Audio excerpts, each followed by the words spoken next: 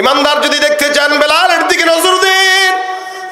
এমন একজন সাহাবী বেলাল, যেই বেলালটা ইমানের কারণে নিজের জীবনটাকে বিসর্জন দিয়ে দিছে। আল্লাহ পাক রব্বুল আলামিনের পয়গম্বরের সাহাবী বেলাল রাদিয়াল্লাহু তাআলা আনহু ইমানের কারণে ওই তার মুনিব উমাইয়া ইবনে খালফ প্রতিনিয়ত তাকে আঘাত দিত আর কষ্ট দিত। বেলাল রাদিয়াল্লাহু তাআলা এর বড় ঈমান ছাড়তো না, গোপনে গোপনে কালেমা পড়তো, গোপনে গোপনে নামাজ আদায় করতো, গোপনে গোপনে তেলাওয়াত করতো। যখন নাকি মুনিব জানলো বেলাল ইসলাম কবুল করছে, ঈমান নিয়ে আসছে, এবার বেলালকে আঘাতের পর আঘাত মরুভূমির গরম বালুর ভিতরে নে বেলালকে বেঁধে বেঁধে মরুভূমির গরম বালুর ভিতরে টান দিয়া হেসে ওই মরুভূমির গরম বালুর ভিতরে বেলালের চামড়া যখন লাগে, আল্লাহর নবীর সাহাবী বেলাল রাদিয়াল্লাহু তাআলা সহ্য করতে পারে না। বারবার বেলাল একটা শব্দ আঘাত পাওয়ার পর বলে আহাদ আহাদ। বেলালকে পিঠের মধ্যে চাবুক দিয়া বারবার জোরে জোরে আঘাত দিয়া বেলালের পিঠটাকে একদম চূর্ণ চূর্ণ করে দেয়। রক্ত শরীর দিয়া বের হয়, গা রক্ত ভরে যায়। এমন হয়েছে মাঝে মাঝে বেলাল যখন টান দিয়ে হেসরা নিয়েছে মরুভূমির বালুর ভিতরে শোয়া দেয়, বেলালের বুকের উপরে পাথর চাপা দেয়। বেলাল রাদিয়াল্লাহু তাআলা আনহু সহ্য করতে না পেরে কেবলমাত্র একটা শব্দ জবান দিয়ে শুধু আল্লাহ আল্লাহ আহাদ আহাদ বারবার আওয়াজ দেওয়ার পরে যখন আবার আঘাত দেওয়া হয়, সাহাবাজ বাইন পাশ দেয়া ঘেসে ঘেসে বেলালের পাশ দেয়া যায়। বেলাল রাদিয়াল্লাহু তাআলা আনহুকে ডাক দেয়া কয়, এরে বেলাল, বুঝতাম না বারবার তুমি আঘাত পাওয়ার পর, চাবুকের আঘাত পাওয়ার পর তুমি আহাদ আহাদ শব্দ কেন উচ্চারণ করো? জবান দিয়ে এই শব্দটা একটু খুলে দাও, ফেলে দাও, মনে মনে বলো, মনে মনে বলো, কারণ এখানে তোমার হায়াত মওতের প্রশ্ন। তুমি তার গোলাম, আমরা চাইলেই তো তোমাকে নিতে পারি না। আল্লাহর নামটা আস্তে বললেও শুনে, জোরে বললেও শুনে। বেলাল ডাক দিয়ে কয়, সাহাবা একরামের দল, আমি আমার মাওলার নামটা আস্তে বললেও আমার আল্লাহ শুনবে, কিন্তু আমি আমার মাওলার নামটা যত জোরে নেই, এদের এক একটা আওয়াজ, এক একটা বাড়ি, এক একটা চাবুকের ধ্বনি, চাবুকের বাড়ি আমার পিঠের ভিতরে যখন পড়ে, আর আমি বেলাল যখন আহাদ আহাদ শব্দ আমার জবান দিয়ে উচ্চারণ করি, আল্লাহর কসম আমি এক একটা চাবুকের বাড়ি, সমস্ত কষ্ট আল্লাহর নাম নেওয়ার সঙ্গে সঙ্গে আমি বেলাল ভুলে যাই। হযরত বেলাল রাদিয়াল্লাহু তাআলা আনহু আল্লাহ পাক রব্বুল আলামিনের আহাদ নামটা উচ্চারণ করে জবান দিয়া। এরপরও ঈমানদাররা মনে রাখবেন, টাকা দিয়া বাজার থেকে গরু ছাগল কিনা যায়, টাকা দিয়া পণ্য কিনা যায়, টাকা দিয়া মাছ মাংস কিনা যায়, লেকিন টাকা দিয়া মুসলমানের ঈমান কোনোদিন খরিদ করা যায় না। কারণ আমার আল্লাহ পাক রব্বুল আলামিন বলেন, ইন্নাল্লাহা আশতারা মিনাল মুমিনিনা আনফুসাহুম ওয়া আমওয়ালাহুম বিআন্না লাহুমুল জান্নাহ। আল্লাহ পাক রব্বুল আলামিন আপনাকে আমাকে জান্নাত দিয়ে দিবেন, আমাদের থেকে মাল আর জানটা খরিদ করে নিয়েছেন। যেই জিনিসটা একবার বিক্রি করা হয় ওটা দ্বিতীয়বার বিক্রি করা জায়েজ নাই। আমরা আমাদের জান আর মাল আল্লাহর কাছে দিয়ে দিয়েছি, বিনিময়ে আল্লাহর জান্নাত খরিদ করে নিয়েছি, ঠিক কিনা? তাহলে একটা হায়াত কয়জনের কাছে দিবেন বলেন? আপনি রাজনীতির জন্য লড়াই করে মৃত্যুবরণ করাকে সৌভাগ্যের মনে করেন? ইমানদাররা আল্লাহর জন্য জিহাদের ময়দানে শাহাদাত বরণ করাকে সৌভাগ্যবান মনে করে। ভাইরা আমার, সমাজের ভিতরে এই কারণে ইমানদাররা দুর্বল, কারণ ইমানদারের ঈমান আছে, স্বীকারোক্তি আছে, কিন্তু আমল নাই। যার কারণে আমল বিল আরকানের অভাবের কারণে বান্দারা, এই সমাজে অধিকাংশ মুমিন দেখা গেল রমজান মাস আসলে দোকানপাটে পর্দা ঝুলে ভিতরে কেক কলা খাওয়া দেখা যায়। এজন্য ইমানদাররা মুখে মুখে দাবি করে বিদায় তো মসজিদে ফজরের নামাজে মুসল্লি হয় না, অথচ একটা ইমানের দাবি দিয়া সাহাবাত বাইনরা কি পরিমাণে জিন্দেগির ভিতরে নিজের হায়াত আর মতটাকে আল্লাহর রাস্তায় বিলীন করে দিয়েছেন।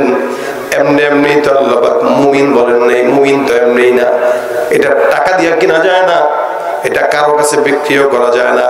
একটা মুসলমান ইমানদারের টাকা না থাকলেও আপত্তি নাই, একটা ইমানদারের জীবনে কোনো কিছু না থাকলেও কোনো সমস্যা নাই। আপনার আমার সম্পদ নাই, পাওয়ার নাই, ক্ষমতা নাই, কিন্তু ইমানের নূর যখন বান্দার থাকবে, ইমানের নূর যার ভিতরে আছে, ওই বান্দার মতো ধনী বান্দার জমিনে আর কেউ নাই, ঠিক কিনা?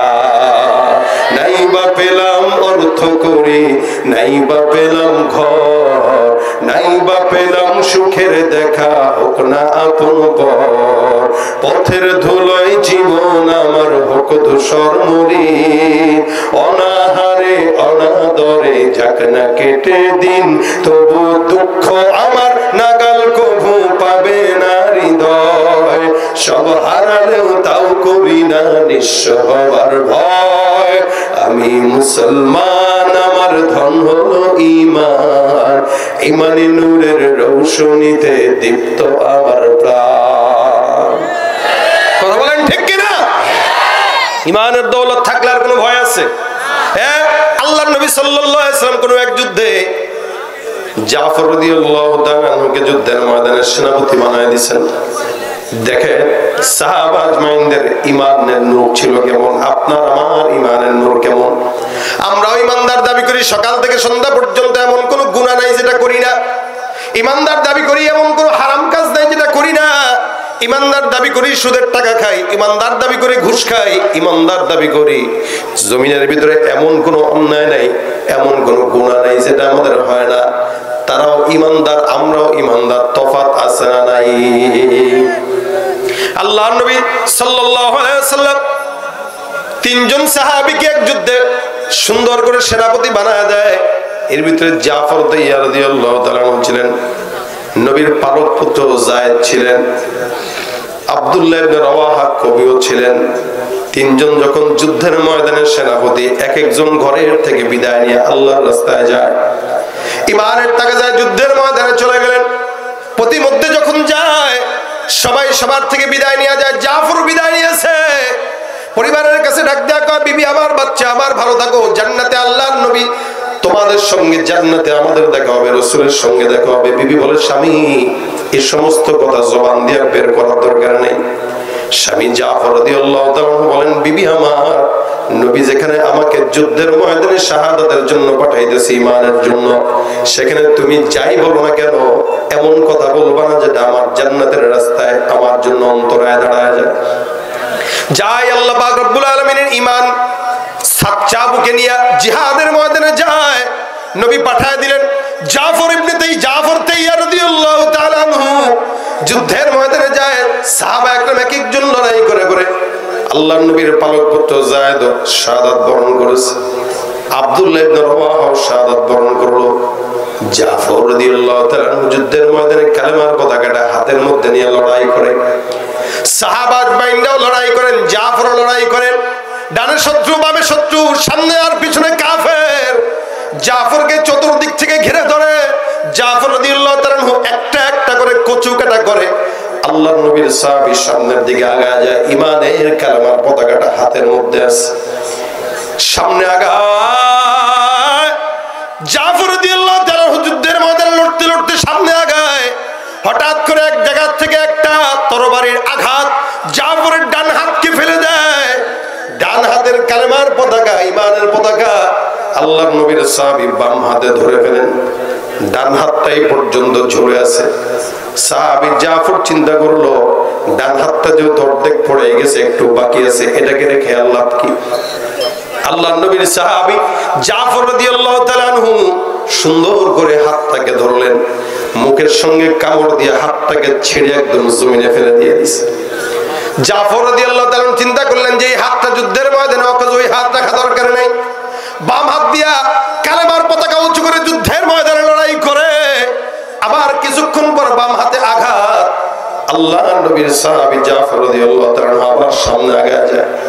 জাফরের বাম হাতের কালেমার পতাকাটা জমিনে পড়ার আগেই আল্লাহর নবীর সাহাবী কালেমার পতাকাটাকে জবান দিয়া আঁকড়ে ধরে রেখেছেন।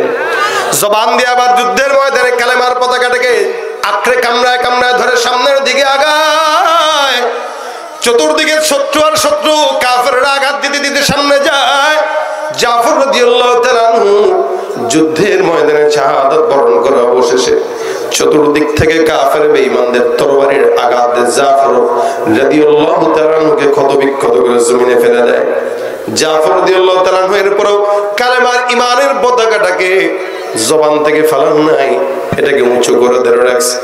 মৃত্যুর আগে সাহাবায়ে কেরামদের উদ্দেশ্যে বলে, সাহাবারা, আমি জাফর আল্লাহর কালেমার ঈমানের পতাকাটাকে জমিনে পড়তে দেই রে, খবরদার ঈমানের পতাকা জমিনে পড়তে দিও না, এটাকে উজ্জ্বল করে রেখে দিও। জাফর রাদিয়াল্লাহু তাআলা আনহু শাহাদাত বরণ করলেন। নবীর কাছে খবর যায়, ইয়া রাসূলুল্লাহ, এই যে এই মারা গেল আল্লাহর নবী জাফরের কাছে আসলেন, হাত দুইটা নাই, শাহাদাত বরণ হয়ে গেছে। নবী আমার ডাক দিয়ে কয়, এ সাহাবায়ে কেরামের দল, আমি আমার জাফরকে দেখতেছি ইয়াতিরু বিজানাহিহি হাইসু শা। আল্লাহ পাক রব্বুল আলামিন জাফরকে জান্নাতের সুন্দর সবুজ পাখি বানায় এখনই জান্নাতের মধ্যে উড়ান দিয়ে দিছে। আল্লাহর নবীর সাহাবী ঈমানের কালেমার পতাকা উড্ডয়ন করার জন্য জিহাদের ময়দানে শাহাদাত বরণ করলো। ঈমানের জন্য তারা লড়াই করেছে, ঈমানের জন্য তারা জীবন দিয়েছে। আর আমরা ঈমানের জন্য জীবন তো দূরের কথা, নামাজটাই তো পড়তে পারি না। অথচ নবী করিম সাল্লাল্লাহু আলাইহি ওয়াসাল্লাম বলেন, যার নামাজ নাই তার ঈমানই নাই, ঠিক কিনা? মুসলমান এই কারণে আল্লাহ পাক বলেন, ইয়া আইয়ুহাল্লাযীনা আমানু আমিনু, হে মুমিনের দল ঈমানদার হও। এখন তো মুসলমান সমাজে ঈমানদারও পাওয়া যায় না। যুদ্ধের কথা, জিহাদের কথা বললেও অনেকে আমাদেরকে জঙ্গি বলে আখ্যায়িত করতে চায়, ঠিক কিনা? শাহাদাতের কথা শুনতে মন চায় না, জিহাদের কথাও শুনতে মনে চায় না। একদল দাড়ি টুপি দেখলেই আমাদেরকে জঙ্গিবাদ বলে এতদিন পর্যন্ত জেলখানায় ঢুকায় দিয়েছে, ঠিক কিনা? জন্মের পরে কানে আজান কি দেয়নি, তুমি মৌলবাদী ছাড়া হওনি। জন্মের পরে কানে আজান কি দেয়নি, তুমি মৌলবাদী ছাড়া হওনি। আবার মরণের পরে জানাজা পড়াবে, মরণের পরে জানাজা পড়াবে, তখন কোথায় পালিয়ে যাবি? বিদ্রোহী বিপ্লবী মৌলবাদী, কেন জঙ্গিবাদী, ঠিক কিনা? কি মনে করে ওই হনুমান, দাড়ি টুপি দেখলেই তালেবান? কি মনে করে ওই হনুমান, দাড়ি টুপি দেখলেই তালেবান? আবার সিংহের চাইতে বেশি ভয় পায়, মাথায় পাগড়ি দেখে যদি। বিদ্রোহী বিপ্লবী মৌলবাদী, কেন জঙ্গিবাদী? আছে না নাই? এই জন্য খাঁটি ঈমানদার আল্লাহ পাক হওয়ার জন্য বললেন, ইয়া আইয়ুহাল্লাযীনা আমানু আমিনু। আল্লাহ কয়, হে মুমিন, ঈমানদার হও, হে মুমিন, মুমিন হও। অনেক সময় আমরা চলাচল করতে বন্ধু বান্ধবকে দেখলাম, মনে করেন 10 বছর পর একটা বন্ধুকে দেখলাম, দেখার পরে এর ভিতরে যে আদতটা 10 বছর আগে ছিল ওটা এখনো পর্যন্ত থাকলে আপনি কি বলেন? হ্যাঁ বেটাই, মানুষ হইস, তুই মানুষ হইস। কি কয়, বলেন কিনা? কেন তুই এখনো অমানুষই হয়ে গেলি, মানুষ হইস? কেন বেটা, আমি তো মানুষই আছি। না, তুই মানুষ নেই, তুই অমানুষ। 10 বছর আগে তোর এই অবস্থায় দেখছি, এখন তোর এই হালত, কবে মানুষ হবি? তার মানে একটা মানুষকে সে মানুষ হবার জন্য বলতেছে। তার মানে দেখতে মানুষ হইলেও আসলে সে মানুষ না। আল্লাহ পাক বলেন, ইয়া আইয়ুহাল্লাযীনা আমানু আমিনু, হে মুমিন, মুমিন হইস। কেন? ও দাবি করলেও মুমিন কিন্তু প্রকৃত মুমিন না, এইজন্য আল্লাহ আদেশ দিয়েছেন মুমিন হও। নবী বলেন, জাদ্দিদু ঈমানাকুম, জাদ্দিদু ঈমানাকুম। ঈমানটা আল ঈমানু হুয়া কাউলুন ওয়া ফি'লুন ইয়াজিদু ওয়া ইয়ানকুসু। ঈমানটা জবানের স্বীকারোক্তি দিয়া হয়, কাজের মাধ্যমে হয়। জবান দিয়া স্বীকার করবে লা ইলাহা ইল্লাল্লাহ, কাজ দিয়া প্রচার করবে সেই ঈমানদার। 5 ওয়াক্ত নামাজ, হারাম খাবে না, হালাল খাবে, সত্য কথা বলবে, জনগণকে ধোঁকা দিবে না, কারো রিলিফের মাল চুরি করবে না। এগুলো হলো ঈমানদারের কাজ, ঠিক কিনা? কিন্তু আমাদের দেশে যত অধিকাংশ মানুষদেরকে দেখছি জনগণের টাকা চুরি করে খাইতে পছন্দ করে, রিলিফের মাল আসে নিজের মনে করে খায়। আল্লাহ পাক রব্বুল আলামিন বলেন, বান্দা এগুলো সব হলো বেঈমানি কাজ। আর ঈমানদারের কাজ হলো যত হুকুম দিয়েছেন সেগুলো মানা, যেগুলো নিষেধ করেছেন সেগুলো থেকে নিজেকে বাঁচানো।